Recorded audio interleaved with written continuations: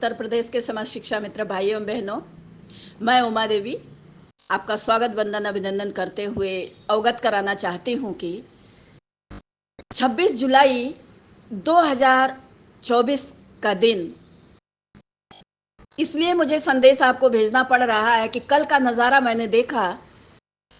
जो दुख दर्द की बातें कर रहे हैं, जो छलावा कर रहे हैं, जो मुखौटे पहन के आपको धोखा देने की कोशिश कर रहे हैं, यदि आप लोग उनसे सावधान न हुए तो आपका समय बहुत ही बदतर होगा। कल जितने भी भाई बहन हैं, ये ना कह सके कि उमा देवी ने आवाज़ नहीं दी, उमा देवी ने सच को नहीं बताया। उमा देवी तो आप लोगों को 25 जुलाई 2017 से लेकर आज तक समय समय पर अवगत करा देती है, लेकिन आप लोग उन चंद गद्दार, मुखौटेबाज, धोखेबाज ढोलकियों के चक्कर में अपना बहुमूल्य समय निकाल दिए। और सबसे बड़ी विडंबना, आप लोग उनके तर्क पर घूमते रह गए। कभी तर्क का आप लोगों ने मूल्यांकन किया कि जिन संगठनों ने आपके मुश्किल क्षणों में बिल में दुबक कर आपका उपहास उड़ाया, आपका मजाक बनाया, सरकार का आमना सामना करने में उनकी औकात भीगी बिल्ली की तरह नजर आई। यदि कोई डटा मैदान में तो उसका भी इन लोगों ने टांग खींचने में कोई कमी नहीं छोड़ी। घर बैठे बैठे अपने पास के पड़े क्षेत्र में ही, अपने न्याय पंचायत में ही अर्थियां उठाने ये लोग नहीं गए। उमा देवी तो इको गार्डन से गई, उन अनाथ बच्चों के भी सर पे हाथ फेरी, लेकिन ये मुखौटेबाज गिरगिट की तरह रंग बदलते अपनी चाल को आपसे छिपाने की कोशिश में करने में सफल भी हुए। ये भी मैं बता दे रही हूँ, ये सफल हुए झूठ बोलने में, और आप लोग इनके झूठ में घूमते चले गए। आपने अपना बहुमूल्य समय बर्बाद कर दिया है। अब मुश्किल से थोड़ा सा समय बचा है। यदि आप लोग जागरूक हो जाए, अपने समय को पहचान लें, अपने दर्द को एहसास कर लें कि ये आपको जिस कगार पे, जिस मुकाम पे ले गए हैं, ईश्वर न करे कि ऐसे मुकाम पे किसी भी परिवार का मुखिया अपने परिवार को गर्त में डुबो दे। पहले भी डुबोया इन लोगों ने, आज फिर ये लोग डुबो रहे हैं। आप लोग अच्छे से जानते हैं, पहले किसी ने गोमती में कूद के डुबोया, आज ये लोग धरना संगठन चलाने की बात कर रहे हैं, और इनके चलाते ही संगठन 62 साल आयु की सेवानिवृत्ति सीमा 60 साल कर दिया सरकार ने, और हंसते हंसते स्वीकार भी कर लिया इन लोगों ने। शीतकालीन अवकाश, ग्रीष्मकालीन अवकाश मानदेय भी काटा सरकार ने, और अवकाश भी काटा, आपका छुट्टियां भी काट ली। ऐसे में इन लोगों ने एक शब्द भी नहीं बोला, सरकार से इन लोगों ने अपनी बात भी नहीं रखी। अब हमें पता है, आपको भी पता है, सरकार हठी है, सरकार नहीं सुन रही है, नहीं सुन रही है, तो लेकिन हम अपनी बात को तो उठावें। वह संगठन कौन सा, वह नेता कौन सा जो अपनी बात को कहने में डर रहा हो शासन से? यानी कुछ न कुछ खोट तो उन नेताओं में है, कुछ न कुछ तो गलतियां उन नेताओं की है। मैं नहीं डरती शासन से, मैं अपनी बात रखती हूँ शासन में जाकर के। भाई, हम अगर चोर नहीं है तो हम क्यों डरे? डरने की क्या जरूरत आ गई?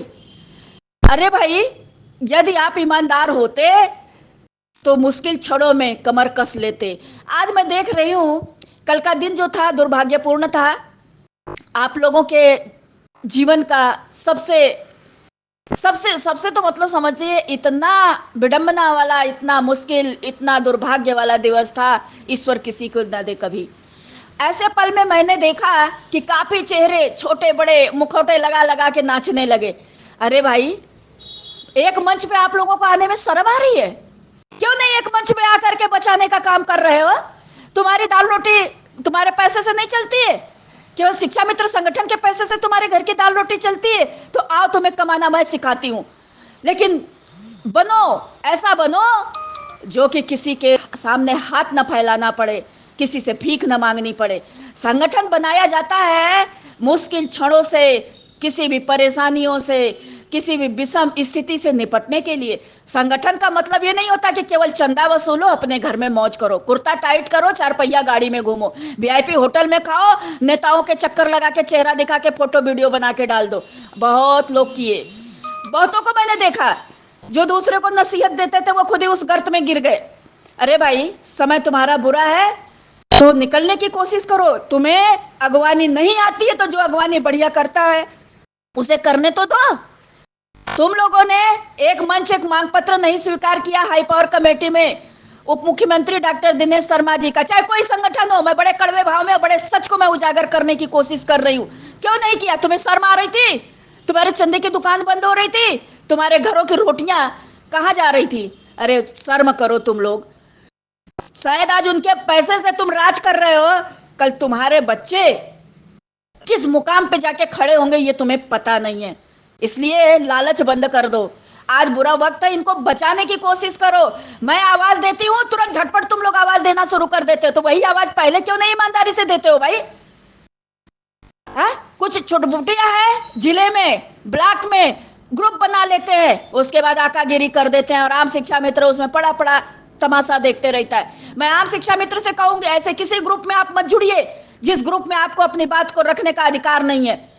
जब नहीं अधिकार है, सत्य कोई समझने वाला नहीं, तो आप लोग शांति से अपना रास्ता अपनाइए। और राह बहुत मुश्किल हो चुकी है।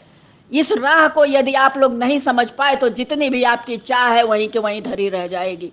बुरा वक्त है, इस मुश्किल क्षण को फिर से समझ लीजिए, क्योंकि जब मैं घर से निकली थी तो ऐसे ही हालात थे। इन्हीं हालातों में मैं घर से सर पे अपने कफन बांध के निकली थी और अकेले निकली थी। मैंने पूरी दुनिया को एहसास कराया कि शिक्षा मित्र परिवार अयोग्य नहीं है। मैंने अपने बाड़ी से, अपने कर्म से लोगों को एहसास कराया, पूरे विश्व के मंच पटल पे अपने दर्द को रखा। आप लोग 1,72,000 की बात करते हैं, एक भी उसमें बुद्धिमान निकलने की कोशिश नहीं करता है। जो निकलता है उसको आप लोग दरकिनार कर देते हैं। बाहर लालच आप लोगों का। शर्म करिए कि आपको वह पैसा कहां ले जाएगा, वह चंदे का ऐसे जगह ले जाएगा जहां आपके बच्चे भी ऐसे भीख मांगेंगे। याद रखिएगा, क्योंकि आज जो अनाथ हुए हैं ना, वो बेचारे भीख ही मांग रहे हैं। उनके घर में रोटी नहीं है, उनके घर में कोई बड़ा छोटा पूछने वाला नहीं है, उनके सर पे कोई हाथ फेरने वाला नहीं है। तुम्हारे ऊपर उन लोगों ने विश्वास किया और आनंद फानंद में कोई जहर खाया, कोई फांसी लगाया, कोई अवसाद में चला गया, कोई बीमारियों से जूझते हुए ई लीला को समाप्त कर लिया। ऐसे में सोचो तुम्हारा संगठन कौन सा कार्य कर रहा था। तुम्हारे संगठन में लानत है, तुम लोगों के बुद्धि पे लानत है, तुम लोगों के दिमाग में गोबर घुस गया है। तुम लोग इतना ना समझ हो चुके हो कि अरे जब अच्छा समय था तब तो तुमने खूब खेला, लेकिन आज क्यों खेल रहे हो? तुम्हें पता है ना 4 दिन बाद जब तुम्हारी नौकरी ही नहीं रहेगी तो तुम कौन सा संगठन चलाओगे, कौन सा पैसा लोगे, किस पैसे से तुम होटल में जाके वीआईपी बनोगे, किस पैसे से बड़े वाले नेता बनोगे? तुम लोगों को नेता की एबीसीडी आती है? नेता की यदि एबीसीडी आती तो तुम लोग सदन की कार्रवाइयां देख के सीख जाते कि किस तरीके से लोग अपने परिवार को बचाने के लिए जी जान लगा के कोशिश कर रहे हैं। क्या वो जनता किसी के घर की है? जी नहीं, उन्होंने उनको अपना बनाया, अपना नेतृत्व सौंपा, बना करके सदन में भेजा, इसलिए वो जनता की बात को उठाते हैं। इसी तरह आप शिक्षा मित्र, तुम्हें नेता बनाया, बना के तुम्हें इस लायक बनाया, और तुम लोग उन्हीं शिक्षा मित्र को मारने में कोई कोर कसर बाकी नहीं छोड़ रहे हो। चाहे जहां से है, जैसे है, जो भी चाह रहे हो वो तुम लोग अपने मन का कर रहे हो। तुम्हें जब समझ नहीं है, अकल नहीं है, तो जो चल रहा है उसको चलने दो।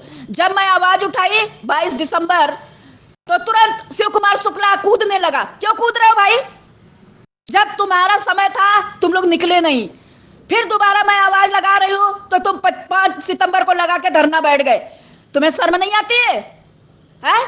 तुम ये होने में कभी तुम्हें अच्छाई नहीं समझ में आई? तुम्हारे बाप की बपौती है क्या, या किसी भी नेता के बाप की बपौती है क्या? जब लड़ नहीं सकते हो तो किसी को धोखा भी मत दो। तुम सच की लड़ाई लड़ नहीं पाए। और सुनो, तुम लोगों को यदि सच की लड़ाई की सीख लेनी हो तो मेरे पिछले धरने से ले लेना। मैंने अकेले बिगुल बजाया था और किसी माई के लाल से एक फूटी कौड़ी नहीं ली थी। कोई है नालायक जो कहते हैं हमने दिया, जैसे बदायूं से राहुल रस्तोगी। शर्म नहीं आती है इन लोगों को झूठ बोलने में। ऐसे ही कुछ और है जो चिल्लाते हैं। अरे क्या चिल्ला रहे हो? तुम्हें अपनी औकात देखनी चाहिए कि किसी महिला ने, किसी बहन ने तुम्हारे लिए निःशुल्क निस्वार्थ बिगुल बजा दिया और आज फिर कमर कस के खड़ी हूं बजाने के लिए बिगुल। आम शिक्षा मित्र से मेरा आह्वान है, इनकी नेतागिरी को आप लोग बखूबी देख रहे हैं। इन लोगों ने खूब चाल चली, संवरवाद की चाल चली, ओबीसी की फुट मत डाली, उसके बाद खेलते रहे और इनकी जुबान पे ताला लगा रहा सरकार के सामने। अपनी हकीकत की बात रखने में भी ये नाकामयाब है। तो विचार करिए लड़ाई क्या लड़ेंगे? आप लोग समझदार हैं तो आइए, मैं आवाज लगा रही हूं, उस आवाज के साथ चलने की कोशिश करिए। इन नेताओं के चक्कर को बंद कर दीजिए। ये जिले में भी हो चुके हैं और ब्लॉक में भी कुछ ऐसे ही गद्दार नेता हो चुके हैं। मैं इनके ग्रुपों में देखती हूँ, जब मैं सच लिख देती हूँ तो ये रिमूव करते हैं तुरंत, और जोड़ने सबसे पहले आ जाते हैं उमा देवी को। क्यों जोड़ते हो उमा देवी को? उमा देवी का खुद इतना ग्रुप है कि उमा देवी अपने ग्रुप में नहीं लिख पाती है। तुम लोगों की निकम्मापन से मैं त्रस्त आ चुकी हूं। तुम्हें समझा समझा के मैं देख रही हूं कि तुमसे बेहतर तो वह व्यक्ति है जो एक अक्षर पढ़ा लिखा नहीं है, जो अनपढ़ कहलाता है। तुम लोग पढ़ लिख करके भी हर तरीके से अपने को कमजोर, बुजदिल और दूसरों के ढोंग में रस्ते बसते चले जा रहे हो। ऐसा खेल ही क्यों खेल रहे हो भाई? तुम्हारे पास अकल नहीं है? नहीं अकल है तो जो चल रहा है उसको चलने तो दो। जब आवाज उठाओगे दो डंडे लेकर के आके खड़े हो जाएंगे, दो पिक पिक पिक पिक बोलना। अरे क्या बोलते हो? बोलने की तमीज सीखो पहले। कब कहा क्या बोला जाता है, कैसे मांगा जाता है, शासन में अपनी बात कैसे रखी जाती है। जब मैं मांगती हूं तो ये गुलदस्ता भेंट करने जाते हैं, ये मुकुट पहनाने जाते हैं, ये पैर छूने जाते हैं। उमा देवी लड़ती है तो सरकार की जो जी हाँ में हाँ मिलाएगा, जी हजूरी करेगा, सरकार उसको बुला लेती है। क्यों? क्योंकि इन्हें आपके हित की बात नहीं करनी है, इन्हें अपने स्वार्थ की बात देखनी है। इनका ठेका पट्टा चल रहा है, उमा देवी का कोई ठेका पट्टा नहीं चल रहा है। उमा देवी अपने नौकरी के लिए आज भी लड़ रही है। क्यों लड़ रही है? इन्हीं लोगों की देन थी। इन्हीं लोगों जैसे गद्दार कुछ मेरे कानपुर में भी बसे हैं। तो आप लोग समझदार हैं, आइए मैं बिगुल बजा रही हूं, उस बिगुल के साथ हो लीजिए, वरना घर बैठे आप लोग देखते रह जाएंगे, मिलेगा कुछ नहीं। यहाँ वहां ढोलक बज रही है, रोज ऑडियो वीडियो, रोज संदेश आ रहा है। उस संदेश का क्या मतलब है? जब आप अपनी बात सच्चाई से शासन में रख नहीं पा रहे हैं तो उस ऑडियो वीडियो फोटो उस खेल का कोई मतलब नहीं है। दूसरे को तुम लोग कहते हो अरे भाई खेल तो तुम लोग खेले बहुत बढ़िया, बिल में दुबके भी रहे, हमेशा चंदा भी वसूल रहे हो, कुर्ता टाइट करके चरपैया में घूम रहे हो, वीआईपी होटल में तुमको खाना चाहिए। जो फुटपाथ पर लेकर चला है आम शिक्षा मित्र को, उसके आत्मा से पूछो जरा। जो अपने घर का पैसा लगाया उसकी आत्मा से पूछो जरा। जो आज भी फुटपाथ पे चल रहा है उसकी आत्मा पूछो जरा। जिसके बच्चे अनाथ हुए उसकी आत्मा से पूछो जरा। काश तुम लोगों के साथ यही ईश्वर दोहरा दे तो शायद तुम लोगों की औकात समझ में आ जाएगी। इसलिए कह रही हूं कि तुम लोग अजीज कर दिए हो नेतागिरी नेतागिरी नेतागिरी। तुम्हारी बुद्धि मत मारी गई है, क्योंकि तुम लोग जब एक होने का नंबर आता है तो तुम अलग अलग अलग अलग अलग अलग टर टर टर टर चिल्लाते हो। क्या चिल्ला रहे हो? बंद करो अपनी आवाजें। नहीं बंद कर पाओगे तो सोचना कि तुम्हारी क्या भयावह स्थिति होगी ये तुम्हें पता नहीं है। आज मैं बहुत कल का तमाशा, कल का नजारा देखते देखते अलीगढ़ के ग्रुप में मेरा दिमाग एकदम खराब कर दिया इन लोगों ने। बस कल मैंने बहुत अपने को संभाल करके कल मैंने इसीलिए कोई खबर नहीं डाली। ये लोग दिखा रहे हैं अरे भाई हम श्रद्धांजलि दे रहे, जब वो बेचारे मर रहे थे तुम बगल में पूछने नहीं गए हो। चाहे वो कोई संगठन रहा हो, चाहे वो कोई शिक्षा मित्र रहा हो, हमसे साफ सुन लीजिए, क्यों नहीं पूछने गए? तुम्हें शर्म आ रही थी? आज वो नहीं है तो तुम भावभीनी श्रद्धांजलि अर्पित कर रहे हो, मारने के बाद उन्हें जिलाने जा रहे हो। जब वो मर रहे थे तो तुम लोग कहां थे? मर गए थे जब उन्हें जिंदा नहीं कर पा रहे थे। आज खेल रहे हो तुम लोग। बंद करो ड्रामा, एक मंच पे आ जाओ। आओ मंच पे, नहीं तो फिर और कुछ बुरा होगा तुम्हारा, ये समझ लेना। और आप शिक्षा मित्र से मेरी आखिरी अपील कि आइए, मैं बिगुल बजाने के लिए तैयार हूं। मैं उतरूंगी मैदान में। शासन से मैं अपने हाई पावर कमेटी की मांग करूंगी कि शासन हाई पावर कमेटी क्यों दुबका के रखा, क्यों छिपा के रखा, कमेटी क्यों बना रहा है? जब उसे देना नहीं है तो साफ साफ बोले। कम से कम ये जो 10 साल चला गया उसमें शिक्षा मित्र अपने जीवन को कुछ और सुधारता। उसने शासन की राह देखते देखते उसके आंखें पथरा गई है। तो शासन तो खेला, शासन से ज्यादा तो आपके शिक्षा मित्र संगठन खेले। बहुत साफ सुन लीजिए मेरे से, आप लोग जागरूक हो जाइए। आइए, एक मंच एक आवाज के साथ मैं बिगुल बजाऊंगी।